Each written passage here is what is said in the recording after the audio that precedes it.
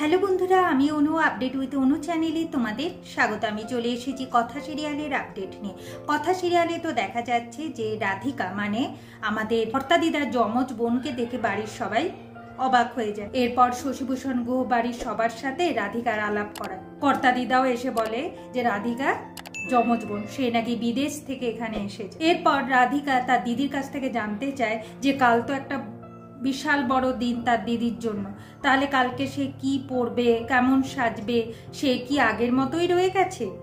এখন কর্তা দিদা বলে, হ্যাঁ এখন আমার কতগুলো নাতি নাতনি, তাদের বিয়ে হয়ে গেছে, এখন তোর মতো সেজে ঘুরলে চলবে নাকি? আমি এইরকমই আছি, আর তোর জামাইবাবু আমাকে পাল্টাতে দিয়েছে নাকি, আর দেবেই নাকি যে আমি পাল্টাবো, তোর মতো এরকম ড্রেস পরবো?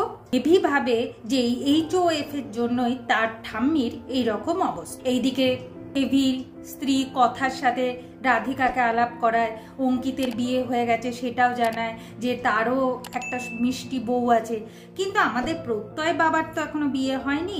আর এইদিকে প্রিয়ের বিয়ে হয়ে গেছে, তার স্বামী নীলাদ্রি, তার সাথেও আলাপ করায়। ননির মা বলে যে প্রত্যয় বাবা দেখো, সবার কিন্তু বিয়ে হয়ে গেছে, তুমিই কিন্তু বিয়ে করনি, আর তো বেশি দিন বিয়ে না করে থাকলে চলবে না, বিয়ে তো করতে হবে। আমার ননিকে আমি তোমার হাতেই তুলে দিলাম। আর ননিকে বলে, তুই কিন্তু আবার এনার মতো হোস না, এই বাড়ির বাকি বউরা যেমন তুই কিন্তু ওই রকমই থাকবি, বুঝলি ননি? এরপর তো দেখা যাচ্ছে যে কথা সবার জন্য চা বানাতে যায়, আর অপরাজিতার চা এত সুন্দর করে বানিয়ে আনে রাধিকার জন্য যে রাধিকা কে তো বিশাল আনন্দ পায়। ওইদিকে এভির ব্রেকফাস্টের জন্য চিজ এগুলো রেখেছিল কথা বাইরে, ননির বাবা মা সেগুলো খেয়ে তো শেষ করে দেয়। এভি দেখে তো রেগে যায়।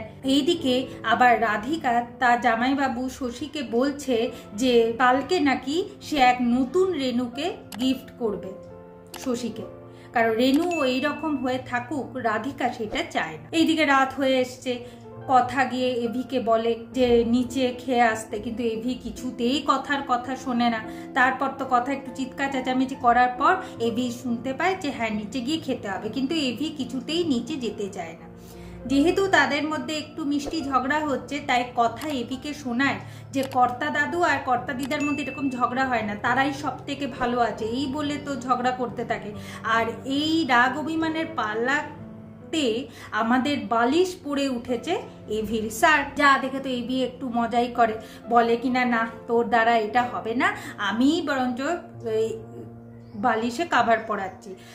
আর এটাও এভিকে বোঝায় যে সমস্ত কাপেলদের মধ্যে ভালোবাসা থাকাটাই হলো মেন।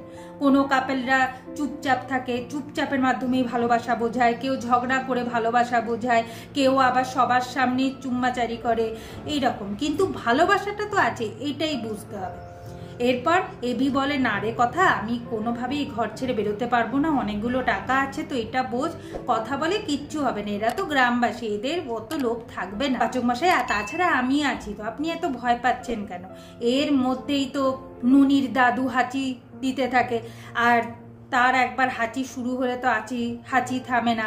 সে আবার কথাকে ডেকে বসে, যেখানে এভি ভেবেছিল কথার সাথে একটু ভালো সময় কাটাবে, সেটা তো আর হলো না। অন্যদিকে ঋতুপর্ণা এসেছে প্রত্যয়ের কাছে, কিন্তু ঋতুপর্ণা আসার সঙ্গে সঙ্গেই ননির মা ননিকে নিয়ে সেখানে চলে আসে। ঋতুপর্ণা প্রতিবাদ করলে ননির মা স্পষ্ট জানিয়ে দেয় যে ননির সাথে প্রত্যয়ের বিয়ে হবে, আর এটা কর্তা দাদু সাথে কথা বলা হবে, শশীভূষণ গুহ নাকি বিয়েতে রাজি হয়ে যাবে। ঋতুপর্ণার কি হবে? সে রেগে মেগে গুহবাড়ি ছেড়ে চললো, প্রত্যয়েরও ভীষণ জ্বালা।